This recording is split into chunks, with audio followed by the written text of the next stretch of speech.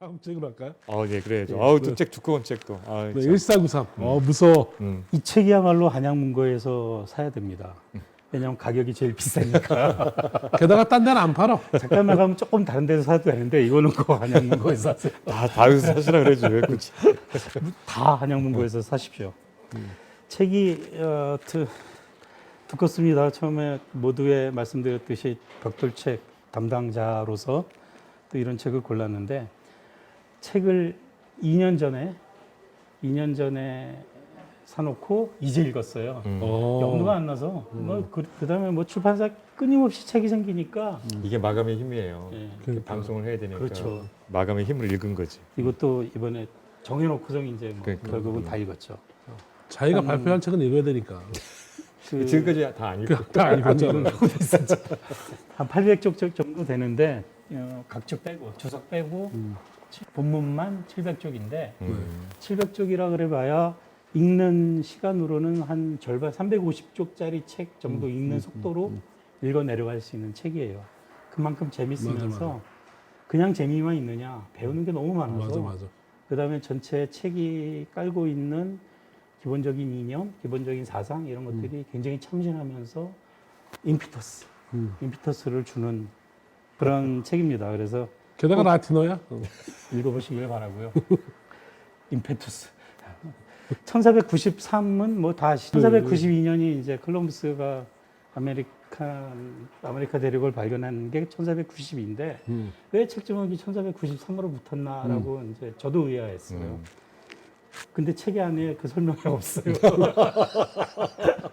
다 읽으면 나옵니까? 다 읽으면 느끼는 거야? 다 어디서 읽으면. 나와? 근데 이제 대충 알죠. 왜냐면 1492년은 그것도 11월인가 거의 연말 가까이 돼서 발견했을 뿐이고 네네네. 93년은 돌아갔다가 다시 오거든요. 콜럼버스가. 왜 1493년을 이 책 제목으로 삼았느냐. 한 번 간 것만으로는 의미가 없고 왔다 감으로써 이쪽 세계와 이 세계의 교통이 시작이 되는 거죠. 한 번만 가는 건 교통이 아니잖아요. 그런 의미에서 1493년이 진정하게 지구가 이제 이어지는 그런 해다라고 본 것 같아요. 그래서 1493년으로 제목을 지었죠. 제목만 설명하고 하면은 이제 다 끝날 것 다된 것 같은데. 같은데 이제. 그럴까요? 네.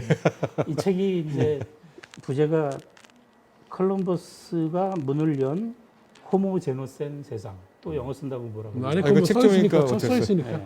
설명해 주시죠. 네.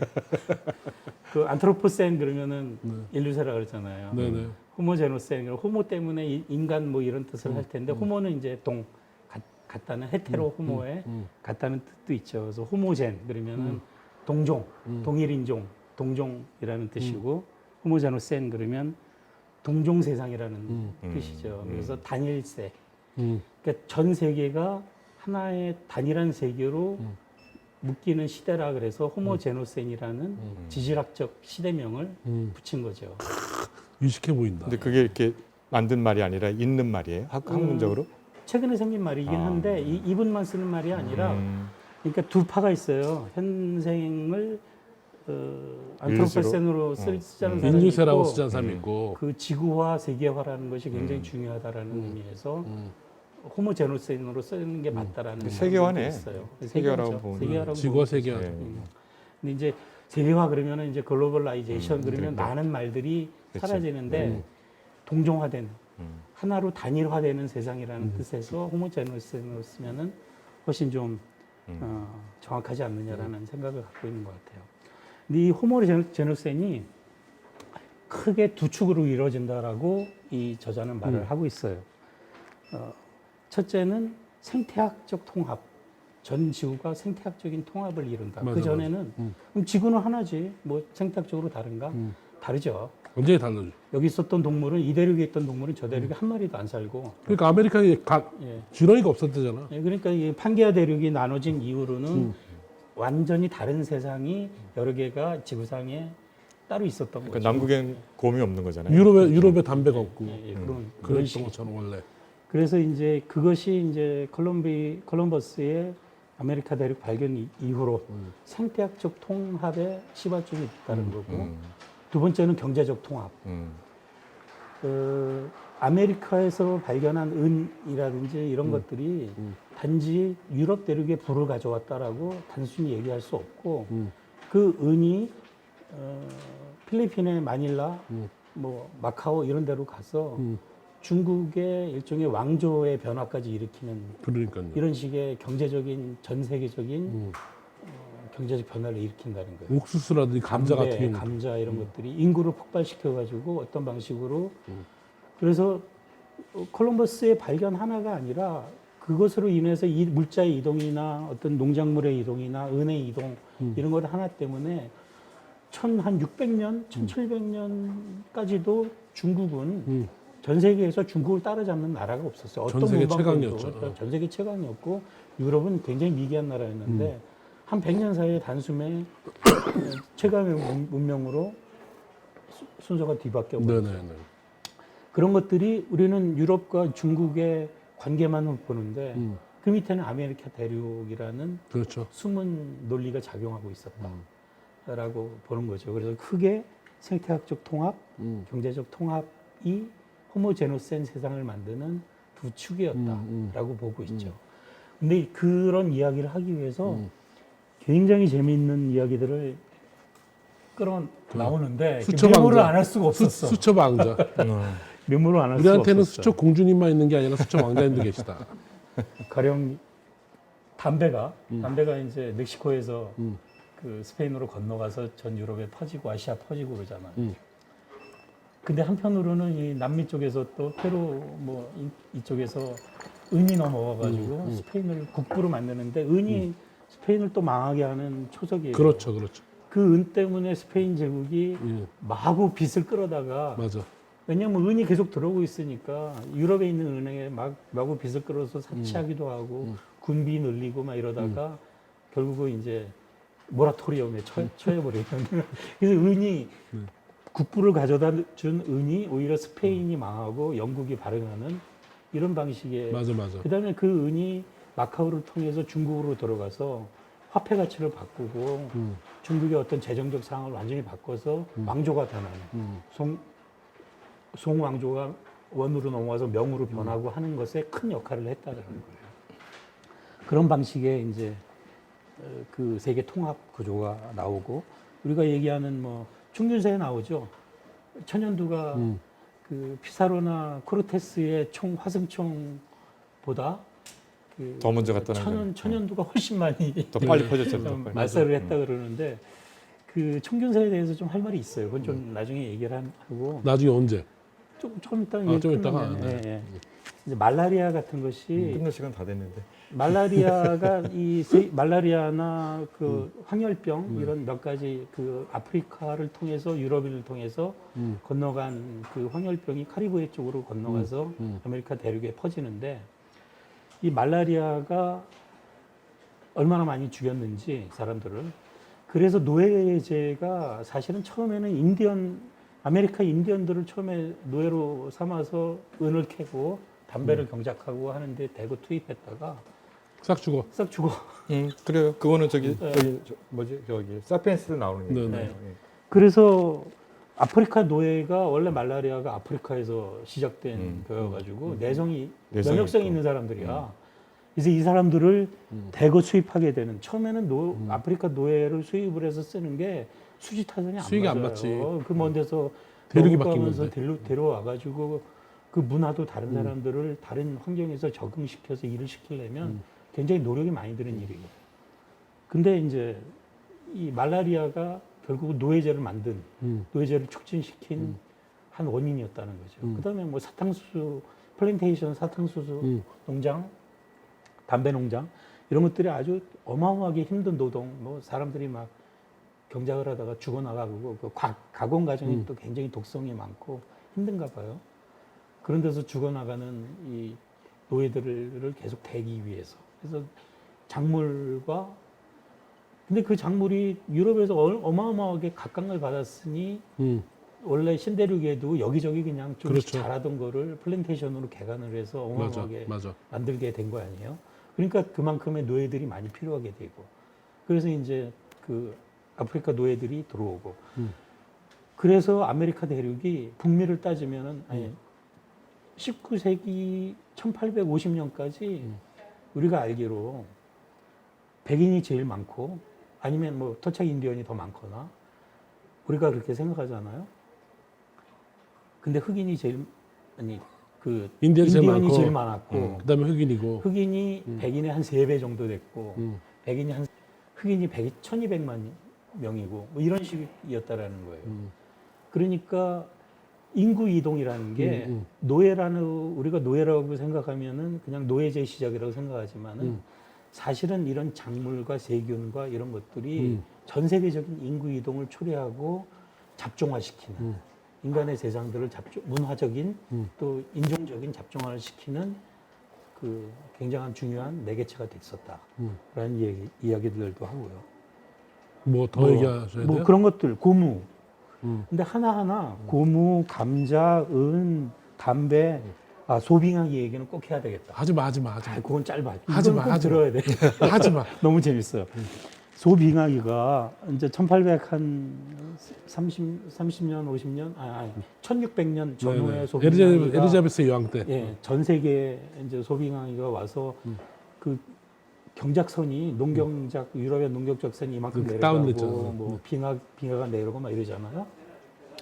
근데 그게 콜럼버스의 아메리카 대륙 발견 때문이었다라고 얘기하면 이게 어떻게 이어지나. 근데 아메리카 인디언들이 천연두하고 말라리아로 왕창 죽는 바람에 아메리카 인디언들의 농업의 가장 중요한 방법이 화전 농업이었다는 불태우는 거 거. 아니에요. 불태워서 경작하고 이제 지력이 사라지면 옮겨가고. 그러면 어떻게 되냐면 불태움으로써 이산화탄소가 가장 많이 발생하잖아요.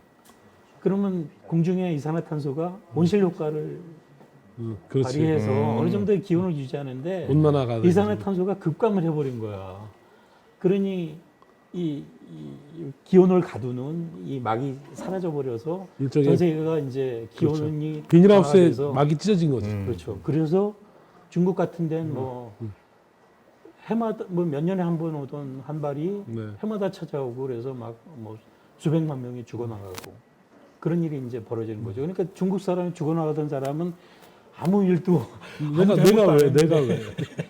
그런 일이 벌어지고 하는 이런 일들이 벌어진다는 거죠. 그래서 이런 식의 생각은 지극히 현대적인 그렇죠. 지극히 현대적인 발견인데 예전에는 인간이 오히려 중심이어서 인간의 의지로 인간의 이성으로 인해서 어떤 세계를 현대 같은 바꿨다. 방식으로 바꿨다고 생각하면 그것이 아니라 인간도 세균이라든지 작물이라든지 어떤 인간 아닌 무엇에 의해서 그렇죠. 이동이라는 단지 의도하지 않는 이동이라는 것에 의해서 조종당하고 하나의 객체로서 활동했다. 맞아. 라는 식으로 전혀 시각을 맞아요. 달리해서 역사를 이것도 보게 하는. 하나의 빅히스토리잖아요. 그런 그렇죠. 걸 그런 보게 얘기죠. 되면. 저는 네. 그렇죠. 저는 제목이 1493이어서 이게 1493년 이야기만 다룬 건 줄 알았더니 그건 아니더라고. 그건 1493 아닌데 이후의 모든 근데 이야기. 폭발했다는 거예요. 근데 제가 이 책 보면서 깜짝 놀랐던 건 저 끝까지 못 읽었는데 너무 재밌어가지고 그다음에 너무 재밌고 정보가 너무 많아. 그래서 그 정보가 너무 재밌어가지고 정보도 재밌죠. 하나 재밌어서 이렇게 넘기기가 싫은 거야. 그 정보를 흥미가 들어가지고.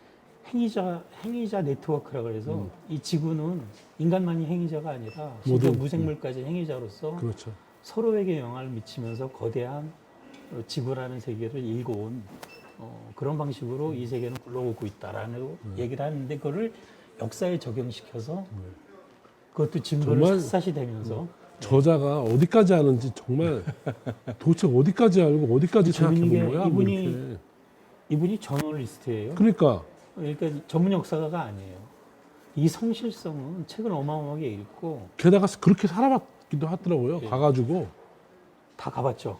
자기가 쓰는 부분에 대해서 어떤 지역에 실제로 그런가 그래서 가보고 실제로 인디언들이 살아가는 방식처럼 한번 살아보기도 하고 막 그러더라고. 예, 그러니까 그런 책입니다. 미국 사람이죠. 미국 사람. 네, 미국 저널리스트는 그럴 수 있는 게 네. 이제 걔네는 다 지역 신문이잖아요. 네. 지금 인터넷 때문에 어떻게 되는지 모르겠는데 내가 글을 쓰면 지역 신문에 다 팔잖아요. 같은 글을. 그러니까 중복이 안 되니까. 아, 그러니까 사실상 재정적 형편이 되게 좋아요. 아 그렇구나. 그리고 지금은 어떻게 되면 인터넷 때문에 다 확인되니까 어떻게 되는 그럴 수도 있겠네. 그래서 분명히 그렇게 해서 이렇게 돈을 생기면 전문적인 분야에 또 자기가 책을 쓰고 이런 시스템이 잘 돼 있더라고요. 되게 멋있는 사람인 것 같아요. 몇 년에 걸쳐서 또 이런 책을 쓰면 이 정도 쓰면 그거에 대한 보상이 되죠. 사회적으로 그리고 보상이 되네. 그러니까. 팔려서. 판매도 그렇고 여러 가지 보상이 되니까 네, 이걸로 할 수 있는 거죠. 이런 책 보면 사실 오늘 다 좋은 책들이잖아요. 두 너무 번. 부러워. 예, 그 서양 사람들의 어떤 그 지적 역량, 그 풀어내는 역량 그러니까. 이런 것들 보면 우리도 그런 이렇게 어떤 사람이 인문적 책 한 권 쓰기 위해서 노력한 대가를 사회적으로 환원받을 수 있는 구조를 만들어주면 그래서 충분히 가능할 텐데 우리 그게 안 되니까. 그러니까요. 네, 이제 언어 시장이 좁아서 그렇기도 하고 한국어를 읽는 사람이 상대로 적으니까 그긴 한데 또 유별나가 아니고 또 우리가 나는 그게 정말 책을 읽으면서 시기심과 질투심이 나서 도대체 이렇게 이 저널리스트는 도대체 어디까지 해본 거야? 이런 생각이 들어가지고. 근데 영어권 책들은 보면 딱 이 사례가 정말 탁월하게 잘 인용되잖아요. 아까 휴먼키 카인드 이 책도 이 그렇고 경제적 환경뿐만이 아니라 지적 환경도 왜냐면은 이 사람은 아마추어 역사가잖아요. 자기가 직접 그 고전 문헌을 설명하지 않아도 현대의 학자들이 써놓은 상당한 문헌들을 다 영어로 돼 있잖아. 뭐 참고하면 되니까. 독어 불어로 돼 있거나 음. 그냥 읽으면 되거든요. 근데 우리는 번역이 안 돼 있으면은 원서를 어떻게 읽어요, 그런 책들을. 그러니까 하여튼 그런 식의 지적 풍토도 또 이런 책을 쓰게 하는 환경적 배경이 되는 것 같아요. 그 유럽어를 구글에 번역을 하면 영어는 번역이 거의 아주 완벽하게 된대요. 그 완벽한 표현이 조심해야지만 하여튼 그 정보를 파악하는 데서 영어로 번역하면 그러니까 유럽어를 워낙 영어로. 겹치는 게 많잖아요. 거기다 두 언어 체계에는 그 워낙 교류가 많아서 맞아 사실은 맞아. 번역된 책이 많아야 이게 또 번역이 잘 되는 거예요. 그래서 오히려 그런 측면에서 우리보다 그러니까 우리의 지식 습득의 속도보다 그러니까 유럽과 미국권의 지식 속도가 훨씬 빠르겠더라고요. 서로 상대방은 그렇겠네요. 몰라도 지금의 구글 번역만 해도 굉장히 중요한 정보를 어느 정도 순식간에. 빨리 파악할 수 있어서 그런 게 좀 부럽더라고요. 게다가 여기서 사건과 사건을 네트워크에서 해설하는 방식이 정말 매력적이어서 약간 야. 픽션적인 그러니까 이거 그러니까 복선이 있어요. 앞에 무슨 얘기를 하다가 쭉 끌고 나가다가 나중에 그거랑 다 실타래가 맞는 이야기를 딱 보여주는 거예요. 감자의 수입이 명왕조의 몰락을 낳다는 등 뭐 이런 류의 스케일 큰 얘기가 그거는 전혀 본인이 다 알아서 하는 게 아니잖아요. 모든 그러니까. 자료를 짜집게 하는 거거든요. 예, 관점으로, 근데 이제 관점으로. 취사 선택도 굉장히 잘하는 거죠. 관점이 있는 거죠. 어떤 관점을 가지고 왜냐하면 걔네 문헌이라고 다 맞는 게 아니에요. 그러니까 당연히. 그러니까 이제 버릴 거 버리고 제대로 된 것만 잘 취합해도 이런 책이 나온다는 건데. 보면 이런 미국 저널리스트의 책을 보면 문장이 중요한 게 아니에요. 문장력 따지는데 그게 아니라 객관적 사실과 방대한 지식. 맞아. 거기에 일단 우리를 기를 맞아. 그것만 가져도 충분히 재미있게 읽게 해주죠. 이 1493이라는 책도 있고 사피엔스도 뭐 그 전혀 새로운 시각, 좋은 시각을 제시한 책이어서 아까 총균세 얘기하다 말았는데 총균세 좀 제발 그만 읽으세요.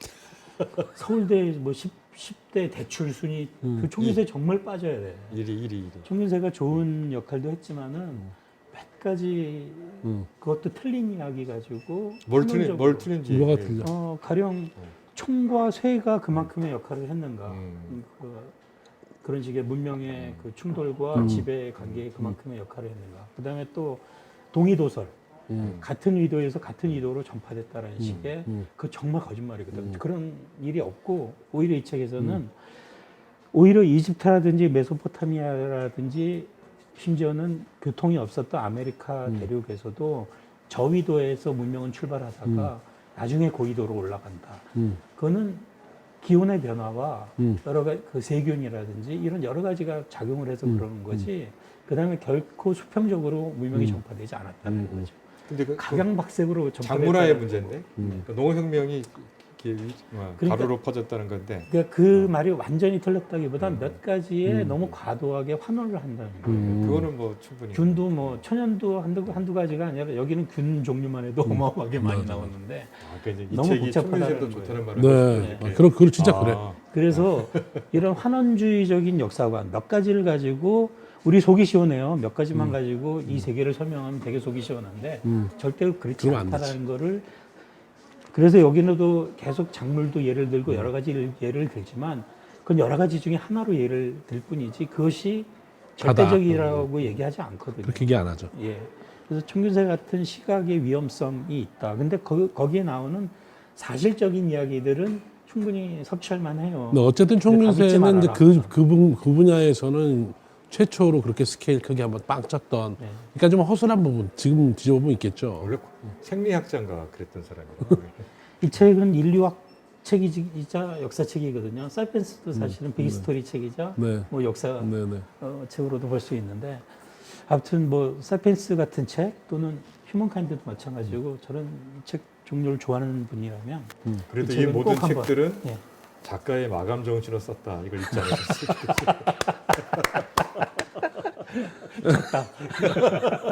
두꺼운 뭐해? 얇아도. 1493이라는 책은 지금 우리 이야기를 들어봤다시피 정말 작가라면 너무너무 부러워할 만한 지적인 방대함과 그 자료를 정리하는 힘, 재미까지 포함해서 정말 그 한 달 정도 두고서 읽어도 아쉽지 않을 그런 아주 훌륭한 책입니다. 그래서 이 책은 좀 페이지 수가 좀 두껍다는 거를 제외하면 페이지 수가 오히려 두꺼워서 저는 오히려 더 기대가 더 돼. 이 재미난 책이 이렇게 많은 양이나 이게 한 쓰여졌다니. 200페이지, 300페이지에서 끝나봐. 그러니까 그래서 나는 이게 두꺼운 책인데 이건 충분히 두꺼워야 된다라고 생각하고 이 책을 꼭 읽어보셨으면 좋겠습니다. 이거 역시 난이도로 치면은 지적 층만도로 치면 5가 되고 뭐 난이도는 2에서 3 정도. 네, 읽기는 2에서 3 정도가 되고